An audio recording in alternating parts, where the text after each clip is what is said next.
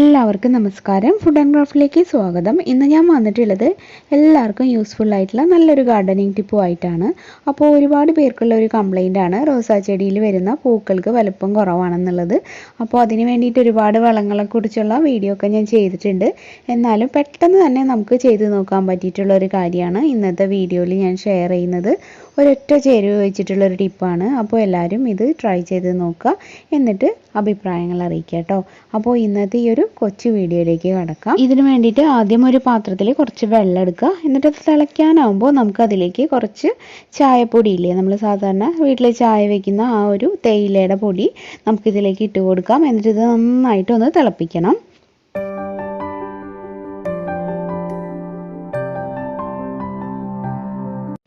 ഇനി നമുക്ക് ഇതിൻ്റെ ഗ്യാസ് ഓഫ് ചെയ്യാം. അപ്പോൾ ഒരു 2 മിനിറ്റൊക്കെ നന്നായിട്ടൊന്ന് തിളച്ചാൽ മതി. അപ്പോൾ ഇത്രയ്ക്കേ ഉള്ളൂ നമ്മുടെ ആ ഒരു കാര്യം. അപ്പോൾ ഇതിലേക്ക് നിങ്ങളുടെ വീട്ടിൽ നിങ്ങൾ ഗ്രീൻ ടീ യൂസ് ചെയ്യുന്നവരാണെങ്കിൽ കുറച്ച് ഗ്രീൻ ടീ ഇട്ട് കൊടുത്താൽ കൂടുതൽ നല്ലതാണ്.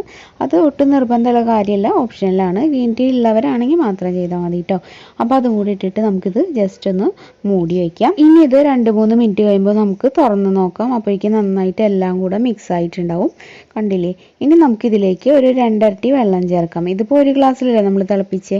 ഇനി ഇതിലേക്ക് 2 ഗ്ലാസ് വെള്ളം കൂടി ചേർത്തിട്ട് മിക്സ് ആക്കിയിട്ട് നമുക്ക് റോസാ ചെടികളുടെ കടയിൽ നിന്ന് കുറച്ച് നീങ്ങിയിട്ട് ഒഴിച്ചു കൊടുക്കാം. ഇതിപ്പോൾ ഏകദേശം ഒരു 3-4 ചെടികൾക്ക് വരെ നമുക്ക് ഒഴിച്ചു കൊടുക്കാം. അതിൻ്റെ ആ ഒരു നമ്മുടെ ചായലേൻ്റെ ആ ഒരു പൊടിയില്ലേ, അത് കളയാതെ വേണം ഒഴിച്ചു കൊടുക്കാനായിട്ട്. അരിക്കാനൊന്നും പാടില്ല കേട്ടോ. അങ്ങനെ കറക്റ്റായിട്ട് നമുക്കിത് ഒഴിച്ചു കൊടുക്കുകയാണെങ്കിൽ നല്ല റിസൾട്ടായിരിക്കും. അപ്പോൾ നമുക്കിത് ആഴ്ചയിൽ ഒരു ദിവസം മാത്രം ഇങ്ങനെ റോസാ ചെടികൾക്കൊന്ന് ഒഴിച്ചു കൊടുത്ത് നോക്കൂ കേട്ടോ. അപ്പോൾ നമുക്ക് റിസൾട്ട് കാണാം.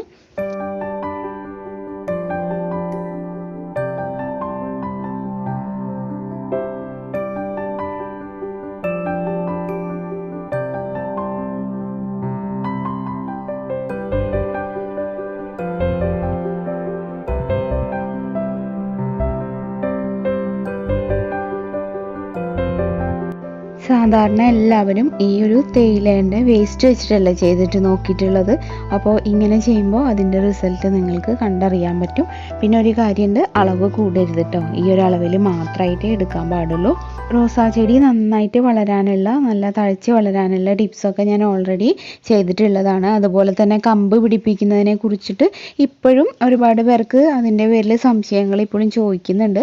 അതിനെ പറ്റിയിട്ട് കുറച്ചുകൂടി ഡീറ്റെയിൽഡ് ആയിട്ടുള്ളൊരു വീഡിയോ ഞാൻ പ്ലാൻ ചെയ്യുന്നുണ്ട്. തന്നെ ചെയ്യാം കേട്ടോ. പിന്നെ ഇന്നിപ്പോൾ ഈ പറഞ്ഞു തന്നതെന്ന് വെച്ചാൽ നമുക്ക് ചില സമയത്തൊക്കെ മടിയായിരിക്കുന്ന ടൈമിലൊക്കെ ഒരുപാട് ഫെർട്ടിലൈസറും അതൊക്കെ തയ്യാറാക്കാൻ ബുദ്ധിമുട്ടുള്ള ടൈമിലൊക്കെ ആണെങ്കിൽ നമുക്ക് ഇതുപോലെ ആയാലും ചെയ്ത് കൊടുത്താൽ നമുക്ക് നമ്മുടെ പ്ലാന്റിനെ നല്ല ആരോഗ്യത്തോടെ ഇരിക്കാനും അതുപോലെ തന്നെ വലിയ പൂക്കളൊക്കെ ഉണ്ടാക്കാനും ഹെൽപ്പ് ചെയ്യും. പിന്നെ നമ്മുടെ ചെടിയിൽ ഫംഗസ് ഇൻഫെക്ഷൻസ് ഒന്നും ഇല്ലാത്ത പ്ലാന്റ് ആണെങ്കിലാണ് കൂടുതലും ഇതുകൊണ്ട് നല്ല റിസൾട്ട് കിട്ടുക. നല്ല റിസൾട്ടുള്ള ഈ ഒരു കൊച്ചു ടിപ്പ് എല്ലാവരും ട്രൈ ചെയ്ത് നോക്കുക.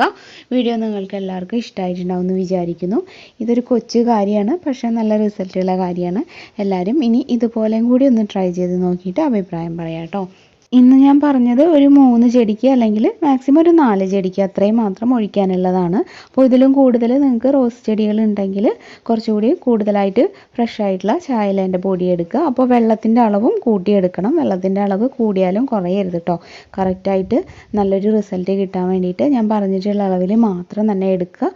എന്നിട്ട് ട്രൈ ചെയ്ത് നോക്കുക കേട്ടോ. പിന്നെ ആഴ്ചയിൽ ഒരിക്കൽ മാത്രം ഇങ്ങനെ ഫ്രഷ് ആയിട്ടുള്ള പൊടി വെച്ചിട്ട് ചെയ്ത് കൊടുത്താൽ മതി.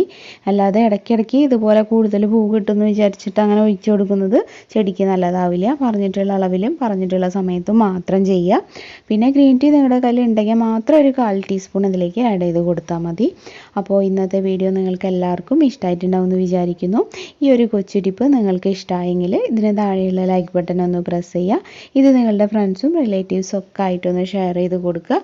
അതുപോലെ നിങ്ങൾ ഇതുവരെ ഈ ചാനൽ സബ്സ്ക്രൈബ് ചെയ്യാതെയാണ് കാണുന്നതെന്നുണ്ടെങ്കിൽ നിങ്ങൾക്ക് ഇതിലെ വീഡിയോസൊക്കെ ഇഷ്ടമാവുന്നുണ്ടെങ്കിൽ എന്തായാലും ഒന്ന് സബ്സ്ക്രൈബ് ചെയ്തിട്ട് നമ്മുടെ ഫാമിലിയിൽ ജോയിൻ ചെയ്യാം കേട്ടോ. സബ്സ്ക്രൈബ് ചെയ്യുമ്പോൾ ബെല്ലൈക്കൺ ക്ലിക്ക് ചെയ്യുക. അതിന് നേരെ വരുന്ന ഓൾ എന്നുള്ളൊരു ഓപ്ഷനും എനേബിൾ ആക്കുക. എന്നാലേ ഞാൻ ഇടുന്ന എല്ലാ വീഡിയോസും കറക്റ്റായിട്ട് നിങ്ങൾക്ക് നോട്ടിഫിക്കേഷൻസ് കിട്ടുള്ളൂ. പിന്നെ പുതിയ ചാനലായിട്ടുള്ള പ്രാർത്ഥനാസ് വേൾഡും എല്ലാവരും ഒന്ന് സപ്പോർട്ട് ചെയ്യണം. ഇന്നലെ ഞാനൊരു മത്തങ്ങയുടെ വിത്ത് വെച്ചിട്ടുള്ള 2 ഐഡിയാസ് ഷെയർ ചെയ്തുകൊണ്ടുള്ള ഒരു വീഡിയോ അപ്ലോഡ് ചെയ്തിട്ടുണ്ട്. ഇട്ടിട്ടുണ്ടായിരുന്നു. കാണാത്തവരതും കണ്ടു നോക്കാം കേട്ടോ. ഇഷ്ടമാവുകയാണെങ്കിൽ കമൻറ്റിലൂടെ അറിയിക്കണേ. ഇനിയപ്പോൾ നാളെ മറ്റൊരു നല്ല വീഡിയോ ആയിട്ട് വീണ്ടും വരാം. അതുവരെ എല്ലാവർക്കും നന്ദി. താങ്ക്